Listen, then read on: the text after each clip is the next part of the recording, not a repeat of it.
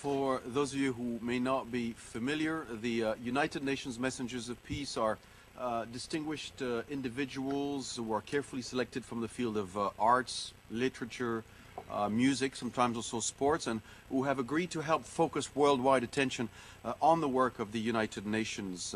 They try to work with us to expand understanding of how the ideals and objectives of the organization demand everyone's attention. Some of you may have been with us 2 or 3 days ago for a concert with UN Messenger of Peace Daniel Barenboim in the General Assembly Hall, focusing on human rights.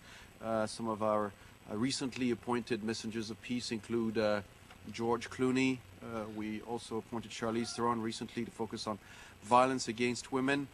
Elie Wiesel, I think, would be obviously known to many, many of you. It has been a real privilege to listen to all our speakers in the last 2 days. I'm sure all of you would agree on this. I'm sure that the questions and the responses from the floor stimulated valuable thinking for all of us, proving that the significance of linguistic diversity is more wide-ranging than possibly many of us thought when we walked through these doors yesterday morning.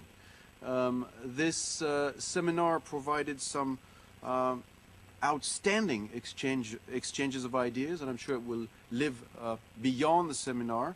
I'm not even going to try to summarize them here, but it's certainly important to acknowledge some of the key themes of our discussions. I probably will forget some, but let me just mention a few of them. Nous avons pu entendre par exemple à quel point les... Let us look at to what extent language protection policies become take on an ignored importance in as much as they don't look at how they affect people's lives. And this is particularly the case when we look at autochthonous peoples, indigenous peoples, and their culture. Of affirming people's right to their cultural identities, their histories, art, and obviously languages. We heard many of our speakers highlight the important role of expanding access to the benefits of globalizations and in attaining the Millennium Development Goals, especially education for all. The discussion also, I think, brought wide attention to the issue of language loss and the challenges one must confront today in identifying the most crucial areas where languages are endangered.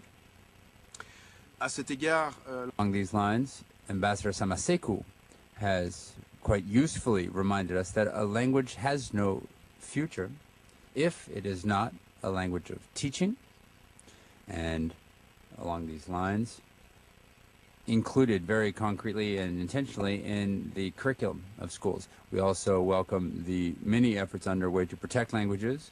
We have been able to also hear directly about the defense of the Maori language.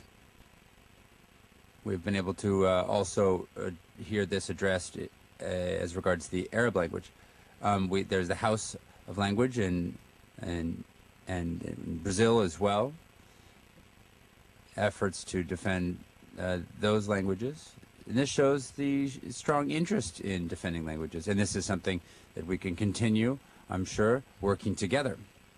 The efforts of all should continue apace if we are to ensure that the linguistic communities can express themselves in their languages. There were also very telling statistics given to us. For example, those considered to be most in danger of disappearing are those spoken by less than 500 speakers. That's quite serious. Now, the defense of languages in danger of disappearance must receive priority attention. Mr. Lopez told us about this. Cuando one spoke to the loss of a language, one also speaks to the loss of other types of diversity when we lose languages. The professor has also talked about... It's considered fundamental for being considered and regarded as one. In general, we at the United Nations, whether it is obviously UNESCO, which is leading the way in this regard, but also the Secretariat and we hope the Department of Public Information recognize that language as an essential component of intercultural education has to be enhanced in order to encourage understanding between different population groups and ensure respect for fundamental rights. And I think there was broad consensus about this in this very room.